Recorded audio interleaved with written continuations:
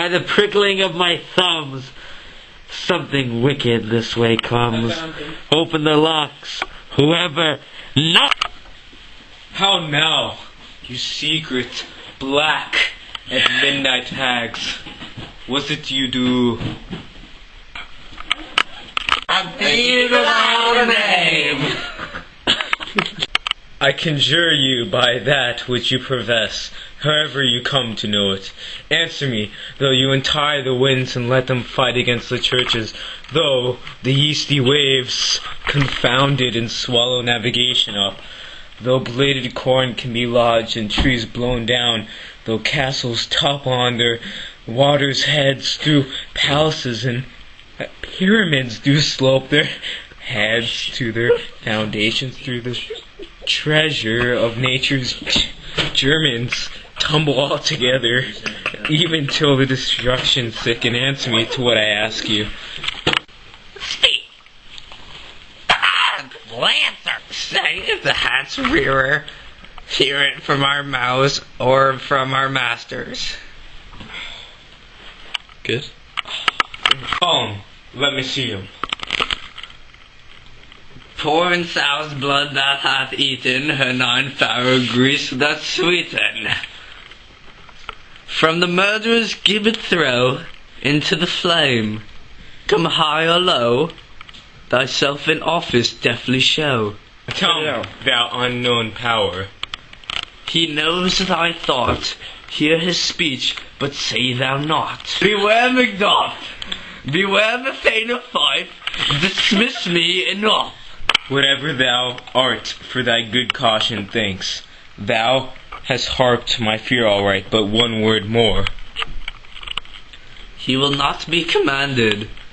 Here's another more potent than the first. Macbeth, Macbeth. Had I 3 ears, I'd hear thee. Be bloody, bold, and resolute. Laugh to scorn the power of man. For none of woman born shall harm Macbeth. Then live, Macduff, what need I fear of thee? But yet I'll make assurance double sure, and take a bond of fate. Thou shalt not live, and that I may tell pale-hearted fear it lies, and sleep in spite of thunder.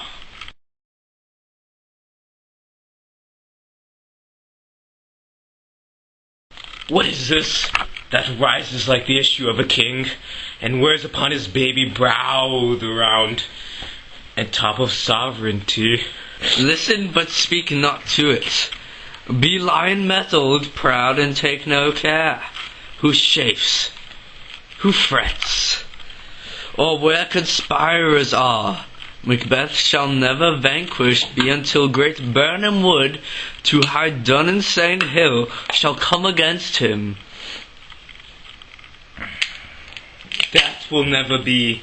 Who can impress the forest, bid the tree unfix his earthbound root? Sweet body mince good, rebellious dead never rise till the wood of Birnam rise, and our high-placed Macbeth shall live the lease of nature, pays rec to time and mortal custom.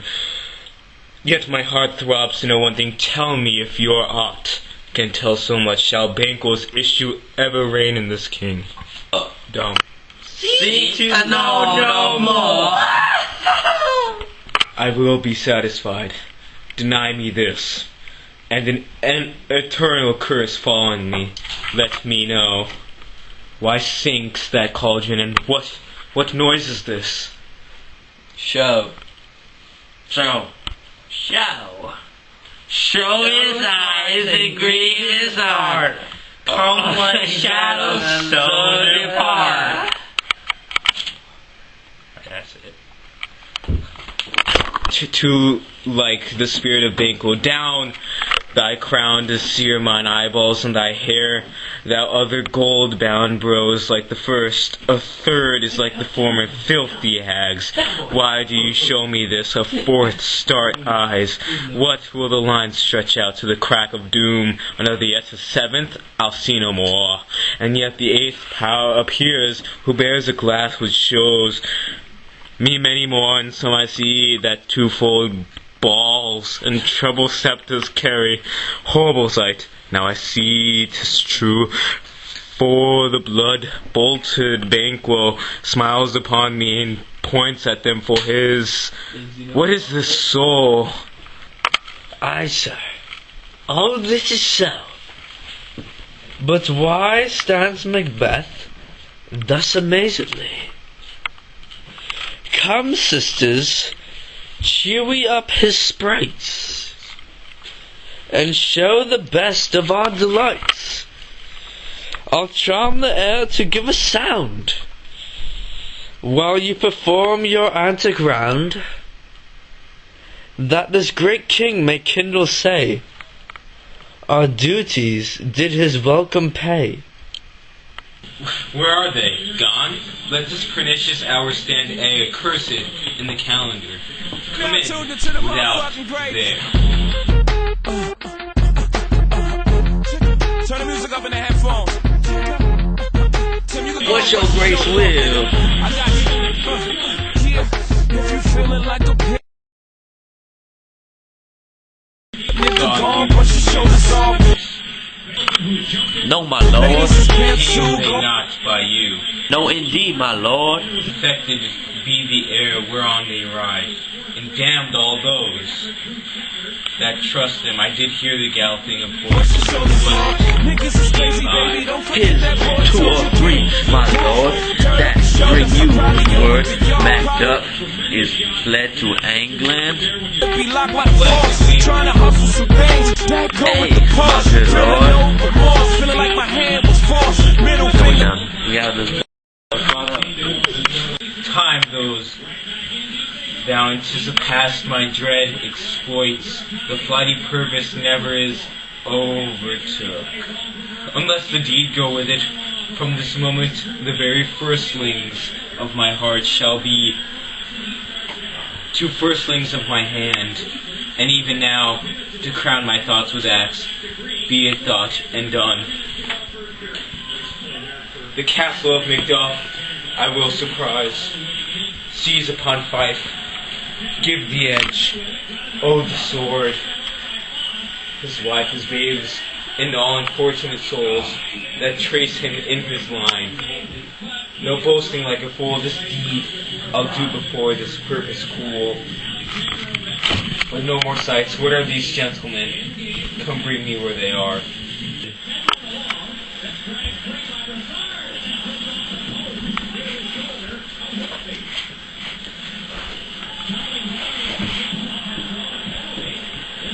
What had he done to make him fly the land? You must have patience, madam.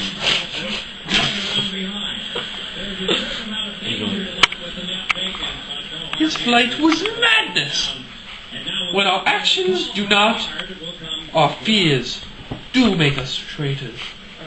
Whether it was his wisdom or his fear, you know not. Wisdom? To leave his wife? To leave his babes? His mansion, his title, and a place from whence himself does fly? He loveth not. He wants the natural touch. For the poor and people. For the poor and the most diminutive of birds will fight for young ones in our nest against the owl. All is the fear, and nothing is the love. As little is the wisdom when the flight so runs against all treason. My dearest cause, I pray you school yourself. But for your husband, he is noble, wise, judicious, and best knows the fits of the season.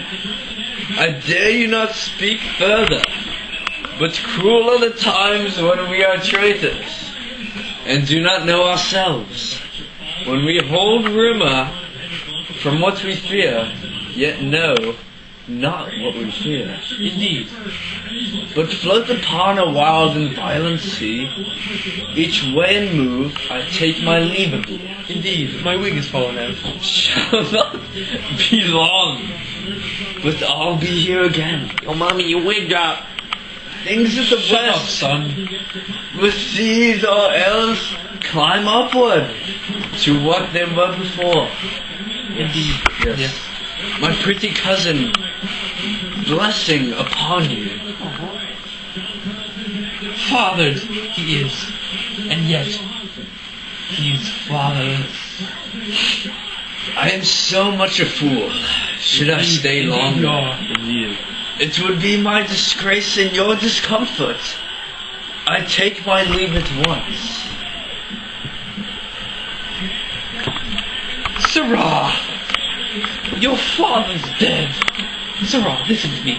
Your father is dead. And what will you do now? How will you live, son? As birds do, mother. Oh, okay. What? With worms and flies? With what I get, I mean. And so do they. Oh. So do they. Poor bird. Has never feared the knot, nor lime, the pitfall, nor the gin. But I do not fear the gin, as stated tonight. Why should I, mother? Poor birds. They are not set for. My father is not dead. For all you're saying? Yes, he is dead. How wilt thou do for a father, son? Nay! How would you do for a husband? Oh, son. Why, I can buy me 20 husbands at any market. I'm hot. Just look at this bard. Then you'll buy him to sell him again, you prostitute! Oh, son. Son, I have something to tell you. Thou speakest with all thy wit, and yet I faith with wit enough for thee. Was my father a traitor, mother? Well, son, I have an answer to that question. Aye, that he was. What is a traitor? Well, son, I have another answer to that question, and that answer is, why, one that swears and lies. Are you kidding me? I don't know. Let me check if I'm kidding you. And be all traitors that do so. Everyone that does not, That does so is a traitor and must be hanged by the neck like a Dan. and they must be hanged that swear and lie.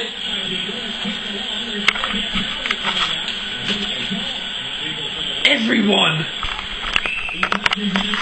Who must hang them?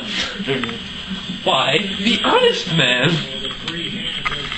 Then the liars and swearers are fools, for there are liars and swearers enough to be the honest men and hang up them. Now, God, help thee, poor monkey, poor monkey, poor monkey! Oh, you poor monkey. But, how wilt thou do for our father? If he were dead, you'd weep for him. If you would not, it were a good sign that I should quickly have a new father. Poor prattler, how thou talkest. Scene! Oh, that was great. I feel the...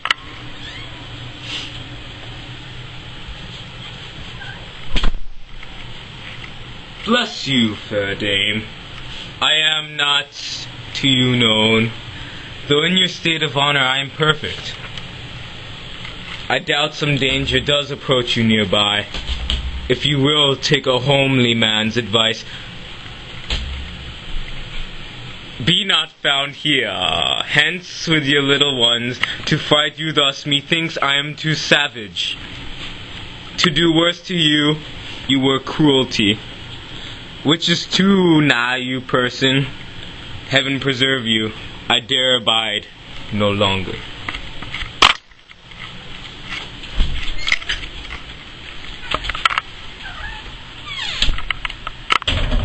Whither should I fly? I have done no harm. But now I remember now, I am in this earthly world, where to do harm is often laudable. To do good sometime, accounted dangerous folly. Why then, alas, do I put up with the womanly defense to say I have done no harm? Where's your husband? What are these faces? I hope in no place so unsanctified, where such as thou mayst find him. He's a traitor. Thou liest, thou shag-eared villain. What, you egg? Ah! Trickery!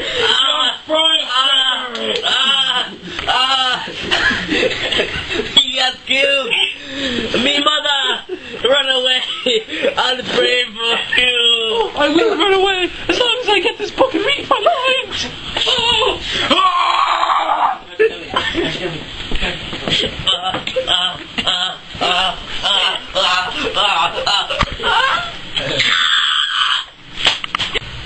Let us seek out some desolate shade, and there weep our sad bosoms empty. Let us rather hold fast the immortal sword, and like good men, stride our downfall, birth them.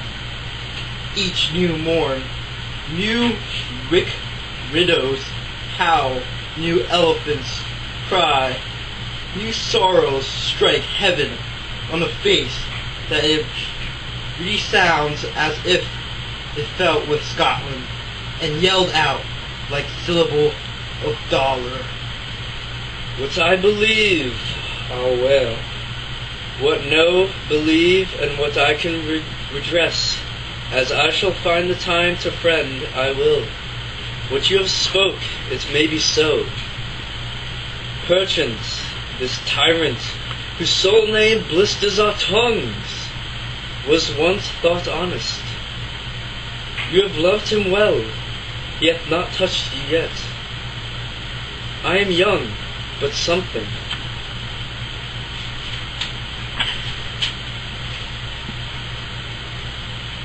You may deserve of him through me, and wisdom to offer up a weak, poor, innocent lamb to appease an angry God.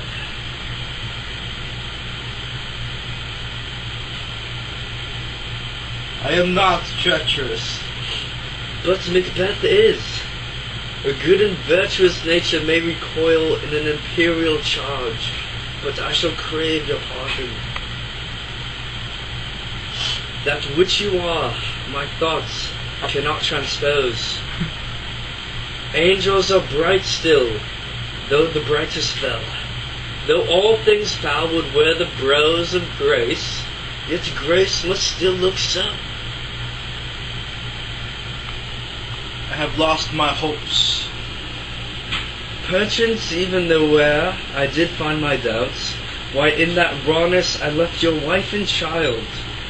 Those precious motives, those strong knots of love, without leave-taking, I pray you, let not my jealousies be your dishonours, but mine own safeties. You may be rightly just, whatever I shall think. Bleed, bleed, poor country. Great tyrant, lay thou thy basis sure. For goodness dare not check there where thou thy wrongs. The title is Sipper. Fare thee, well Lord, I would not be the villain that thou that'st. For the whole space that's in the tyrant's grasp, and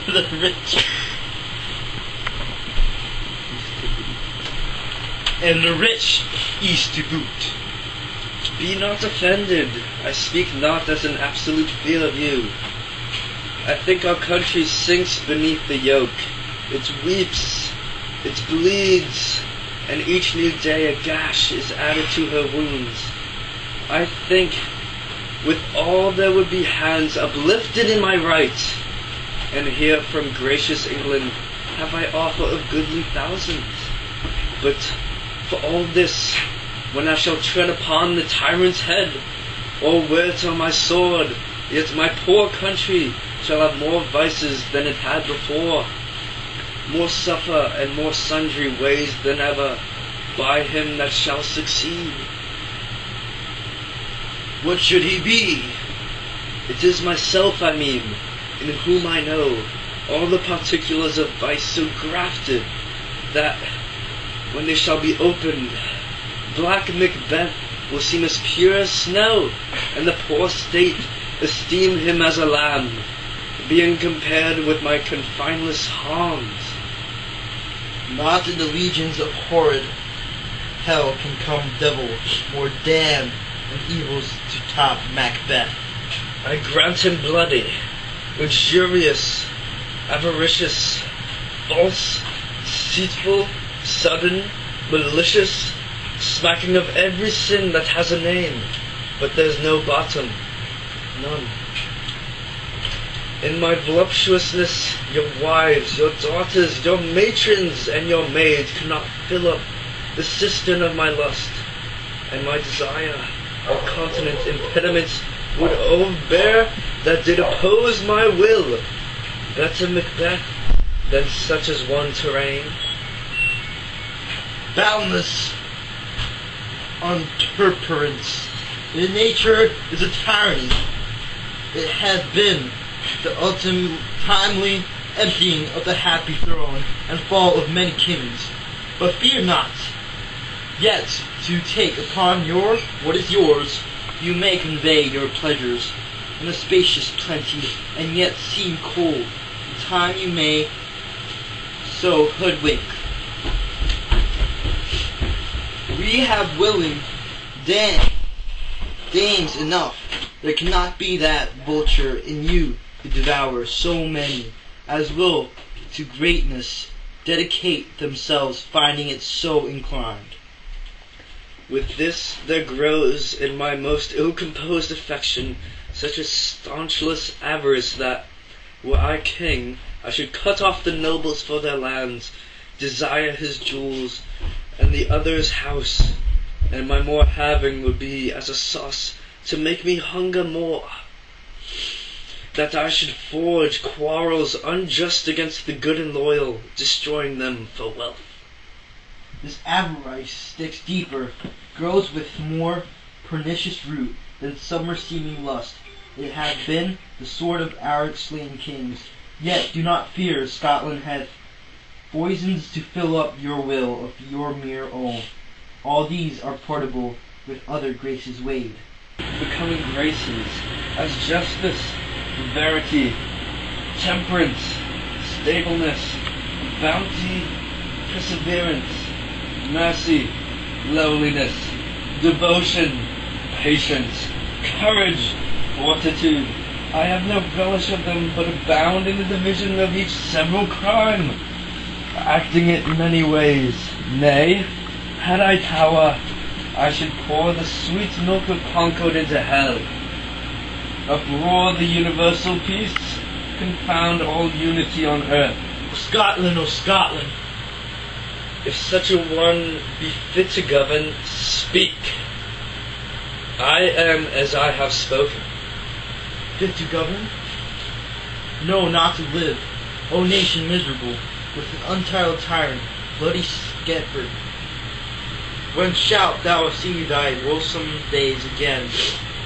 Since that the truest issue of the three throne by his own interdiction stands accursed, and does blaspheme his breed. Thy royal father was a most sainted king. The queen that bore thee, a upon her knees, then on her feet, died every day she lived. Fare thee well. These evils thou repeats upon thyself hath banished me from Scotland. Oh, my breast, thy hope ends here. Macduff, this noble passion, child of integrity, hath from my soul wiped the black scruples, reconciled my thoughts to thy good truth and honor. Devilish Macbeth, by many of these trains hath sought to win me into his power, and modest wisdom plucks me from over-credulous haste. But God above deal between thee and me. For even now I put myself to thy direction, and unspeak mine own detraction. Here, abjure the taints and blames I laid upon myself. For strangers to my nature, I am yet unknown to woman, never was forsworn. Scarcely have coveted what was mine own. At no time broke my faith, would not betray the devil to his fellow, and delight no less in truth than life. My first false speaking was this upon myself, but I am truly is thine and my poor country's to command. Were there indeed before old Sidwood with 10,000 warlike men already at a point was setting forth. Now, will together, and the chance of goodness be like our warranted quarrel. Why are you silent? Such welcome and unwelcome things at once. Dad, we're filming! Well, more anon. Comes the king forth, I pray you. Aye, sir, there are a crew of wretched souls that stay his cure. This malady convinces the great to say of aught, but at his touch, such sanctity hath he been given his hand, they presently amend. I thank you, doctor.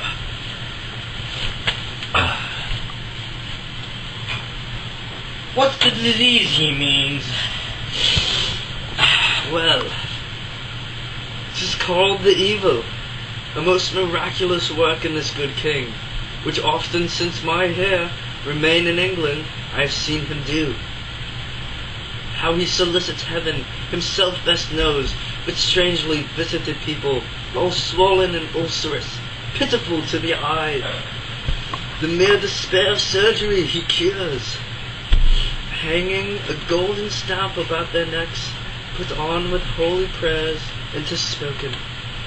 To the succeeding royalty he leaves the healing benediction. With this strange virtue he hath the heavenly gift of prophecy, and sundry blessings hang about his throne that speak him full of grace. Welcome. Good God, your glasses changed. And your voice. Oh, you've heard me already? I haven't even spoken. And your hair. You're good. And your nose. And your lips. Oh my God. See who comes here. A countryman? My countryman.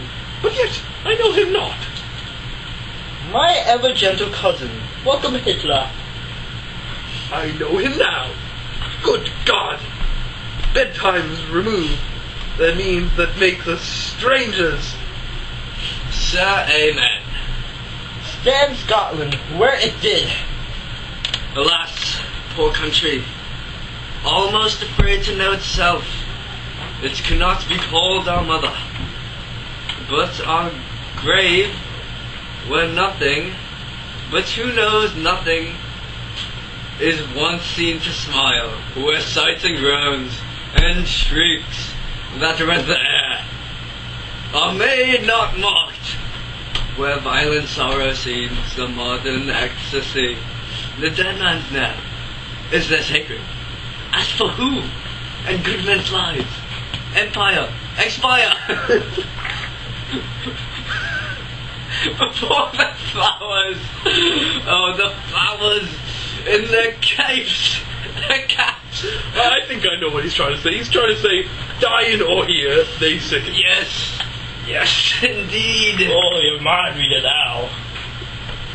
Oh, relation too nice and yet too true. What's this newest grief? That of an hour's age doth his the speaker. Each minute seems a new one. How does my wife? Why? When? And all my children. Well, too. The tyrant has not battered at their peace. No, they were well at peace when I did leave them. Be not niggard of your speech. How goes he? When I came Hitler to transport, I transported the tidings, yes I did. This is so upsetting. Which, I know. Oh my God. Which I have heavily borne. There ran a rumour. Yes, it ran. Of many worthy fellows they were out, which was to my belief witnessed the rather. Yes. For that I saw the tyrant's power afoot. Now is the time of help. This pillow is so comforting. Your eye in Scotland would create soldiers. Make our women fight to stop the dire distresses. Yes. Be it their comfort. We are coming, Hitler, great as England hath, lent us good seaward and 10,000 men, and older and a better soldier none. The Christendom gives out. Would I could answer this comfort with the like, but I have words that would be howled in the desert air, where hearing should not latch them. What concern they, the general cause of it, a free grief? Can you stop that? Oh, monkey. Due to some seagull breasts. Just so upsetting. You want a little tickle? Ross, speak! Speak now! This comfort with the like! Ah, would I could answer. But I already said that. But didn't share some more. No, the main part. No, mind that's honest. No. Pertains to you alone. This be mine! Keep it not from me. Quickly, let me have it. Let not your ears despise my tongue forever, which shall possess them with the heavy sound that ever yet they heard. I guess that is. Your castle surprised, your wife and babes savagely slaughtered. To relate the manner whereon the quarry of these murdered deer, to add the death of you. Merciful heaven! What man near? Pull your hat upon your brows, give sorrow words. The grief that does not speak whispers. The o'er-fraught heart and bids it break. My children too? Wife, children, servants, all that could be found. And I must be from thence. My wife killed too? I have said. Be comforted. Let's make us medicines of our great revenge to cure this deadly grief. He has no children, all my pretty ones. Did you say all? Oh, hell kite. All. What's all my pretty chickens? And there, damn, at one fell swoop. Dispute it like a man. But I must also feel it as a man. I cannot but remember such things that were most precious to me. Did heaven look on and would not take their part? Sinful Macduff, they were all struck for thee, not that I am, not for their own demerits, but for mine fell slaughter on their souls. Heaven rest them now. Be this the whetstone of your sword, let grief convert to anger, but not the heart. Enrage it. Oh, I could play the woman with mine eyes and braggart with my tongue, but gentle heavens cut short all intermission. Front to front, bring thou this friend of Scotland and myself. Within my sword's length set him, if he escape, heaven forgive him too. This tune goes manly. Come, go we to the king. Our power is ready. Our lack is nothing, but our leave, Macbeth, is rape for shaking, and the powers above put on their instruments. Receive what cheer on you stay. You may. The night is long that never finds the day.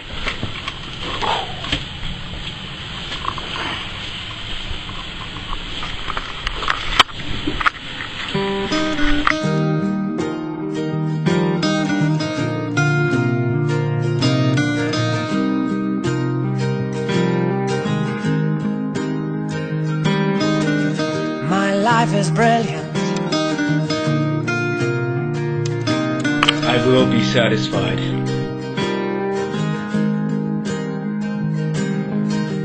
My life is brilliant. My love is pure. I saw an angel. Of that I'm sure. She smiled at me on the subway. She was with another man.